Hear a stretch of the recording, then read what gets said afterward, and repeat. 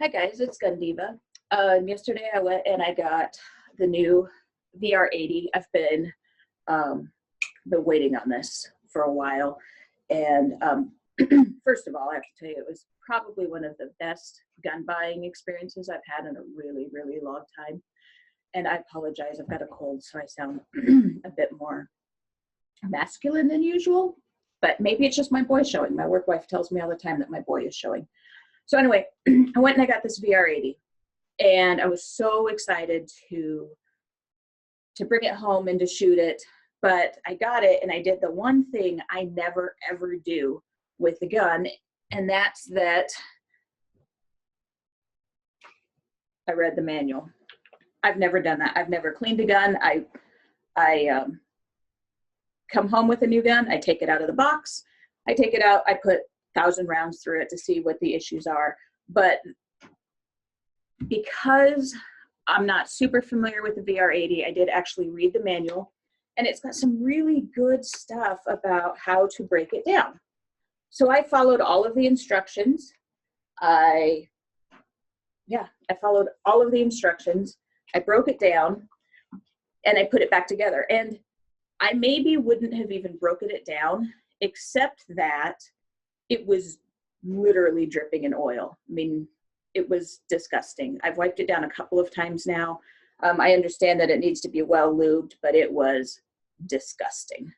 So that's why I'm going to have some gloves on here. So what I learned yesterday, the hard way, I think if I had just taken it out and shot it, as disgusting as it was, I wouldn't have had as many problems as I did. But because it was, I didn't even like to touch it. It was just greasy everywhere. So I tore it apart, put it back together, wiped everything down, put it back together, and took it out. And had some problems with extraction. So it would fire one round, but it wouldn't extract. I could manually cycle it, and then it would fire again. So I did 5 rounds. I gave Jay the next 5, but by the time I handed it to him, not only he got 1 round through it that fired, failed to extract, he cycled it, and then nothing would fire. Like, pull the trigger and click, pull the trigger and click, pull the trigger and click. So it was a problem. As I was looking at it though, I was wondering, I mean, I knew it was going to work out of the box, but I had taken it apart, which is something I never do with a new gun. But I had taken it apart, so I decided to come back in the house and take it apart and see if I'd put it back together incorrectly. And it turns out that I hadn't put it back together incorrectly, I just hadn't tightened everything down. So we went to YouTube and we looked for anything on this gas system that I could find. And turns out we couldn't find anything, which is why I'm making this video. So the tear down is pretty simple. Empty mag, empty chamber, okay? You just unscrew this. I'm trying to support it because yesterday I got surprised when this barrel shroud came off. So the barrel shroud comes off and it's pretty easy. And then the upper comes apart from the lower, just like a typical AR. I'm not going to take, well, maybe I will take that apart.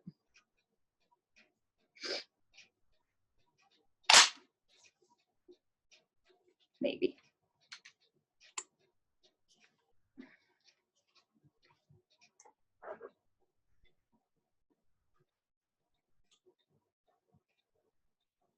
Sometimes I have a problem getting this pin through.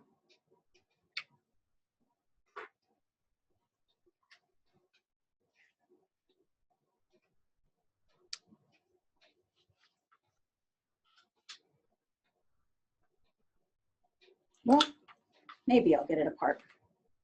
I have my tool right here. Again, I mean, even though I've wiped this down a couple of times, my hands are still super greasy already. Okay.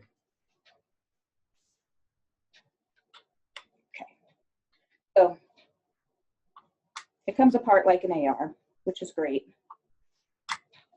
So at least I was familiar with that.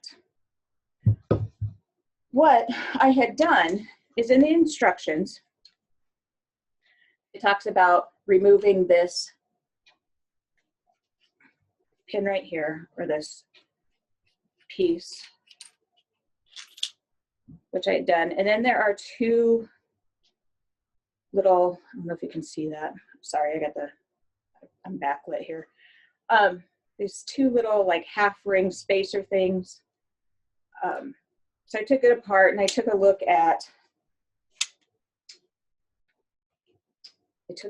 here at the, I don't even remember what they call it,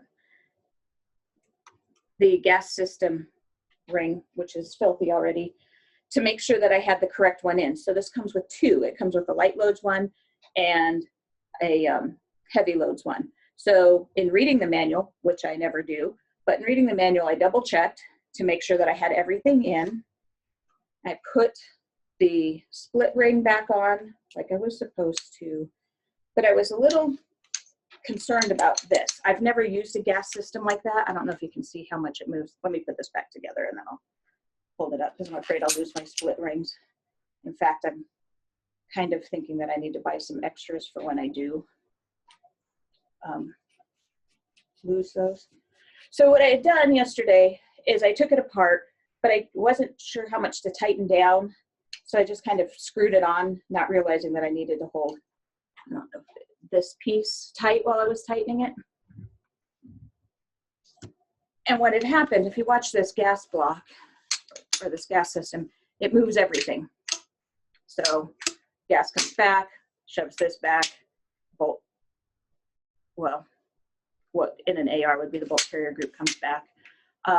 So with this being too loose, because I didn't tighten it down, and it says nothing in the instructions about how tight to make it. It doesn't say anything about that, which is why I was confused and why I went to YouTube looking for videos on the gas system and couldn't find any. Now there might be some on the VR60. I know nothing about the VR60 or the VR80 except what I learned through trial and error yesterday. So this play, I was like, well, that's weird, but once we went out and shot it, I understood. Since I didn't have this tightened down, everything was moving forward. I almost lost one of my split rings because this had come undone with the recoil. So since everything was moving forward, there wasn't enough back pressure for the extractor to pull the round out. And after 5 rounds with all that recoil, it had shifted everything forward, so not even the firing pin was hitting the round. So we could manually cycle it, get rid of the unfired round, put a new one in, and click. So once I did get that figured out, and the only thing I could think of was that it was the gas system, because it's the only thing I'd taken apart and not been comfortable with. So I came back in, I cleaned it, tightened everything down, and like I said, when I took it apart, those split rings came out, so I know that I didn't have this tightened. And then I had, I don't know where I put my phone. I had a comment on, I posted a picture on Instagram and I got a comment from somebody who was exceptionally helpful and said that I needed to use higher velocity rounds to help settle this in. It does say in the manual, let me just set this down. It does say in the manual, for the break-in procedures, 2 3/4 minimum, 3 dram shotgun, minimum 1 1/8 ounce of shot, minimum of 50 rounds before trying a lighter load.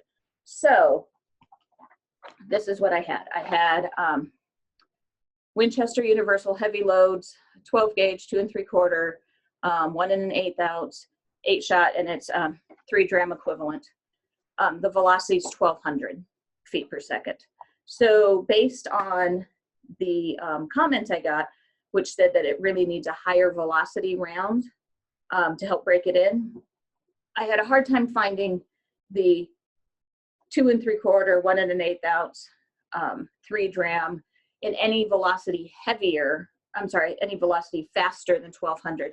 So what we ended up with was Federal Premium Hybrid 12 gauge, 3 3/4 dram, 1 1/4 ounce shot at $13.30. So I just bought 1 box of these, and I'll put these 25 through before I go back to here. But that was after I'd gone out and shot it the second time. I did that on my way home last night. So tonight I'll go through, or today at some point, I'll go and I'll put those through and see if it helps with my issues. When I went out, after I cleaned it, put it back together the second time, I went back out to shoot it. I had, it fired every time, but didn't extract the first round. It would extract the second round. I think that's simply just a break-in thing, which is why I went to these heavier loads, faster loads. And I'm hoping that that will resolve the issues. The caution was, and I believe it's a good caution, to make sure that you clean it really, really well before you take it out and shoot it. There apparently have been issues. Mine's not the only one that didn't play right out of the box. Issues that I didn't make this time. But other people who are buying them and bringing them home, trying to shoot them out of the box, are just, they're having issues with them. So clean it really, really well, but make sure that you tighten down this ring. And I've got it as tight as I can. I'm sure Mez or Jay could tighten it down more than I can, but as tight as I had it yesterday for the second round of shooting, it started to play nicer. I'm still really, really excited about this shotgun. I'm seriously considering attempting some 3-gun by the end of the summer. God knows if I can find time. But I really like it, despite the issues. And maybe if I'd had issues that I didn't know I had caused, I would feel differently about it and want to take it back. But I'm committed to this shotgun as it is right now. I know it's not broken in. I've got 10 rounds through it. Yeah, 10 rounds through it. And I caused the issue myself by not getting everything tight when I took it apart to wipe it down. So I'm willing to give it some grace, at least for 100 rounds, and see where it goes from there. I had big plans of customizing it already yesterday. Mez told me to cool my jets. He was probably smart, because I was getting ready to swap out the buttstock and put a red dot on it, and I'm just that excited about this. But, you know, if it's not going to work out, then I would be stuck with extra parts, and, you know, every shooter has lots of extra parts. I just don't need to add to that collection. Anyway, I hope this helps somebody. If anybody else ends up with a VR80, hopefully you can figure out this system. Just make sure it's tightened down. And I think it's a good tip to use a higher velocity round when you're doing your break-in. All right, you guys have a good day. I'm going to play with my gun some more, and hopefully it works beautifully this time. Thanks.